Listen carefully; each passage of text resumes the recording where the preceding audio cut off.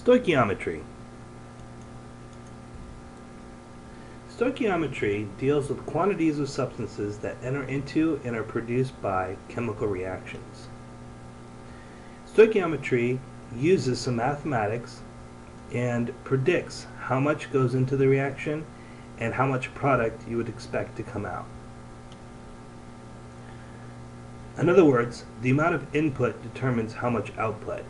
So stoichiometry uses this concept, using some mathematics, to determine input or output. So why do we care?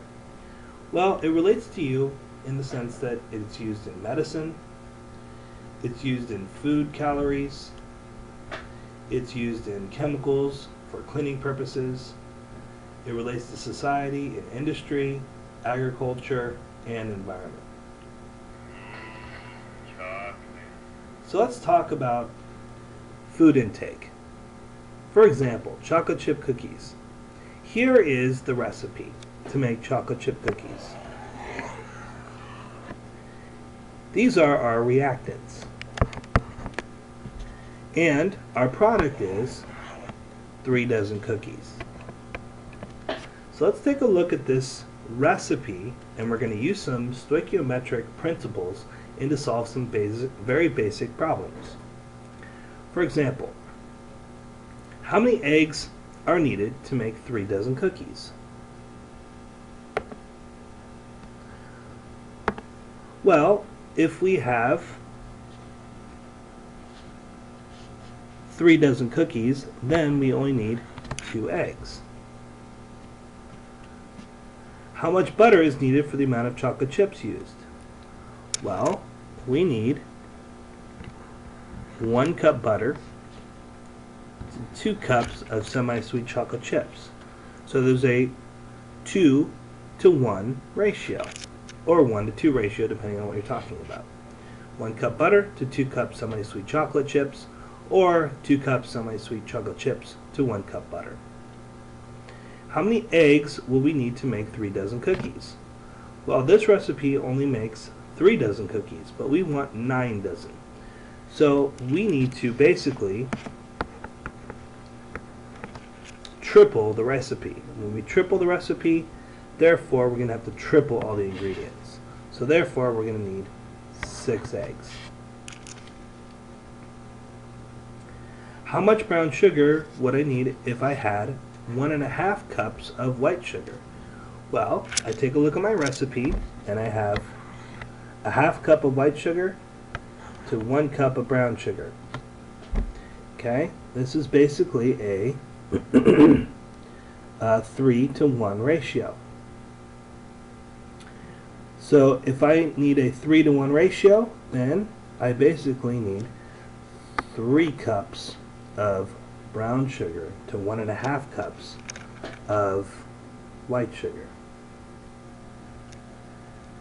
How many cookies could I make if I had 6 cups semi-sweet chocolate chips, 1 cup butter, 4 eggs, and the rest of the ingredients I had in excess? Well, if that's the case, I take a look at all my ingredients, and I have only 1 cup butter, which basically accounts for the making of 3 dozen cookies. This is called my limiting reactant, because since I only have 1 cup butter, everything else is kind of, it doesn't matter, even if it's in excess, so it's left over. So therefore, I can only make 3 dozen cookies.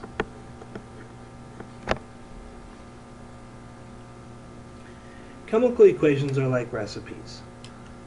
Every chemical reaction has basic characteristic proportions, just like in recipes do. The method of obtaining these proportions are from chemical formulas, or equations, atomic masses, or molecular masses. Stoichiometry is used to determine what and how much is used and produced in a chemical process. So, we're going to make a connection, cookies and chemistry. Just like chocolate chip cookies have recipes, chemists also have recipes. Instead of calling them recipes, we call them equations. Instead of using cups and teaspoons and so on and so forth, we use moles. And lastly, instead of using eggs and butter and sugar, we use chemical compounds as our ingredients. So taking a look at this reaction, it tells us how much something you need to react with something else to get as a product, like in a cookie recipe. The first thing you need to do in order to solve a problem is to start with a balanced equation. For example, here's my balanced equation. These numbers, the coefficients out in front, tell us how much we need. So in this reaction, it tells us by mixing 2 moles of sodium with 1 mole of chlorine, we get 2 moles of sodium chloride. But what if we wanted 4 moles of sodium chloride? Well, if that's the case, just like we did before, if this is a 4, then we need to adjust by doubling the recipe. So if we double the recipe, then therefore we need 4 moles of sodium and 2 moles of chlorine gas. What if we wanted 10 moles? Well, that's just like taking the recipe and multiplying it by 5. So therefore we would need 10 moles of sodium and 5 moles of chlorine. And finally, if we wanted 50 moles of sodium chloride, how much would we start off with? Well, that's like multiplying the whole equation by 25. So therefore we would need 50 moles of sodium and 25 moles of chlorine.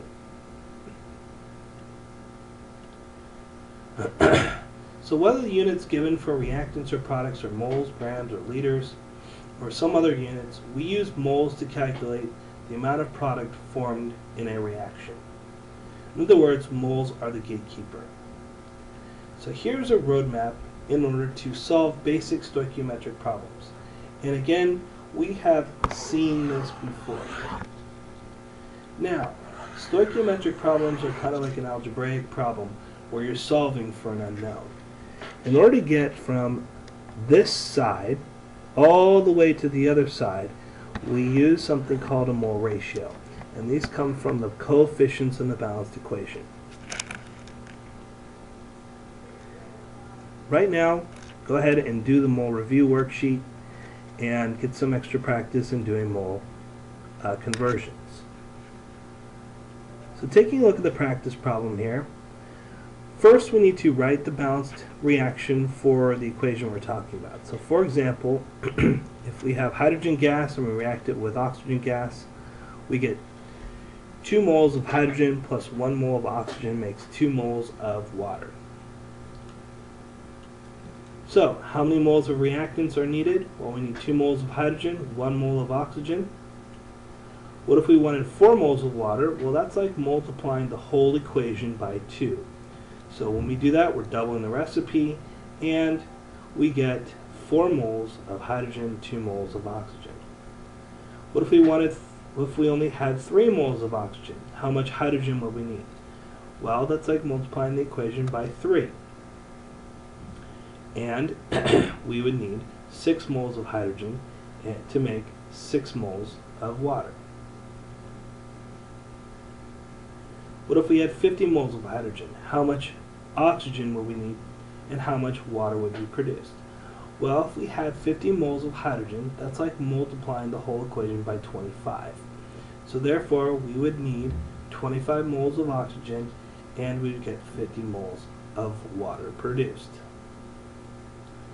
These are the simplest, easiest types of problems because we're dealing with a mole ratio.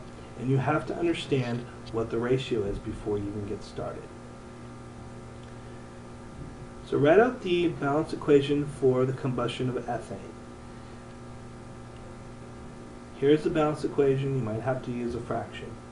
So now we are going to get some practice using this equation and figuring out what the mole ratio is.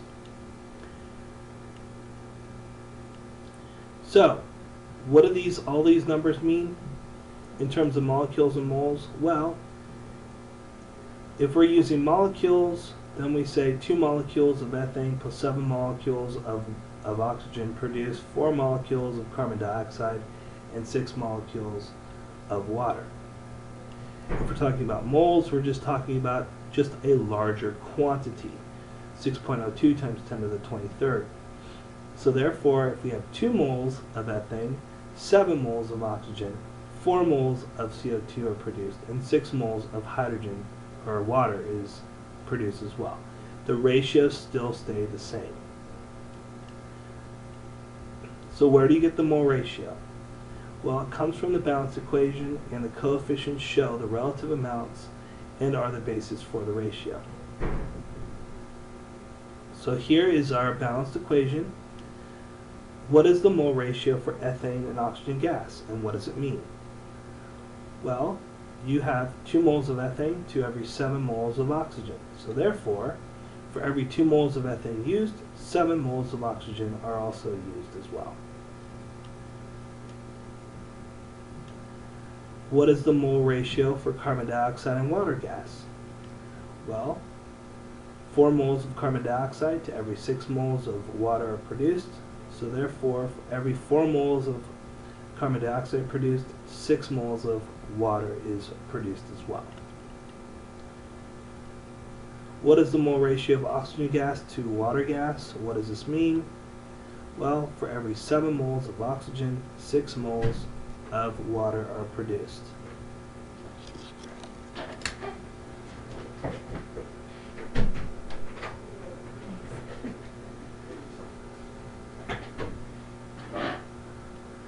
So for every 7 moles of oxygen used, 6 moles of water are produced as well. What is the mole ratio for carbon dioxide gas and ethane gas? What does it mean? 4 moles of carbon dioxide to every 2 moles of ethane. So therefore, for every 4 moles of carbon dioxide produced, 2 moles of ethane is consumed. Notice how these numbers come straight from the balanced equation. Now, here's an example problem. So how many moles of ethane gas are consumed if 6.5 moles of oxygen gas are also consumed? Well, here's our roadmap. We start off as a mole-to-mole problem. We start off with 6.5 moles of oxygen, and we want to know how many moles of ethane are needed or are produced.